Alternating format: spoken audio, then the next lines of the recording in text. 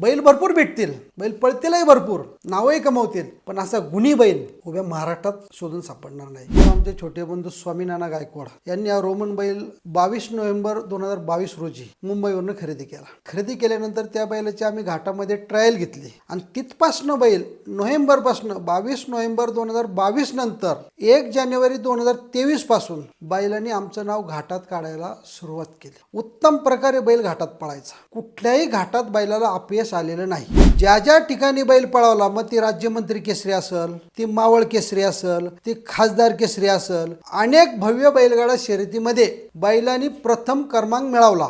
ज्या वेळेस बैल घाटात पळायचा त्यावेळेस तो बैलाचा धुराळा उडायचा, पब्लिक आनंदाने टाळ्या वाजवायची. 15 दिवसापूर्वी समिती सदस्य दीपक शेठ हुलावळे यांनी जो बैलगाडा शर्यतीचा घाट ठेवला, त्या घाटात एक ट्रॅक्टर ठेवला, त्यांनी एक मारुती कार ठेवली, एक बुलेट ठेवली आणि 10 एक टू व्हीलर ठेवल्या. त्या घाटामध्ये उभ्या महाराष्ट्रातनं लोक आले होते. 2 राऊंड होते. एक पहिला राऊंड होता, त्याच्यानंतर 10-20 बाऱ्यांमधनं फायनल घेतली जाते. त्या फायनल राऊंडला शेवटची बारी होती रोमनची, आणि जेव्हा रोमनची बारी सुटली आणि टाळ्यांचा कडकडाट झाला, सगळ्यात आतून बारी आली आणि रोमन त्या घाटात ट्रॅक्टरचा मानकरी झाला. आमची बायका पोरं, बाया माणसं, आमची लहान लहान मुलं घरात उड्या मारत होती. बाया माणसं त्याला आरतीचं ताट घेऊन ओवळायला येत होती. काय निसर्गाची देणगी म्हणावा, 15 दिवसातने आम्हाला त्या रोमन कप पाहता येईना. त्याच्याशी अल्पशी आजाराने बिकट अवस्था झाली.